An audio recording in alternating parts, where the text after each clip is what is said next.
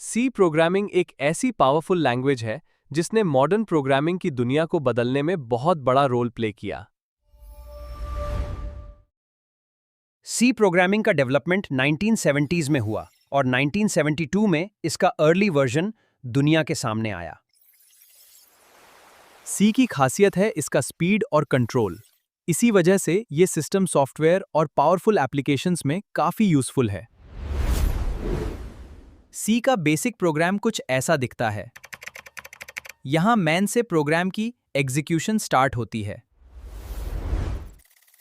सी का code compiler translate करता है, जिससे कंप्यूटर उस इंस्ट्रक्शंस को मशीन कोड में एग्जीक्यूट कर सके।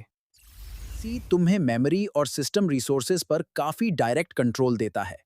इसी वजह से ये फास्ट और एफिशिएंट है। सी का use operating systems, embedded systems, micro controllers और परफॉर्मेंस फोकस्ड सॉफ्टवेयर में भी होता है। सी की एक बड़ी स्ट्रेंथ है इसका परफॉर्मेंस। एफिशिएंट कोड के साथ ये काफी फास्ट एग्जीक्यूशन दे सकती है। सी फास्ट और पावरफुल है, लेकिन बिगिनर्स के लिए मेमोरी मैनेजमेंट जैसे कॉन्सेप्ट्स थोड़े चैलेंजिंग हो सकते हैं।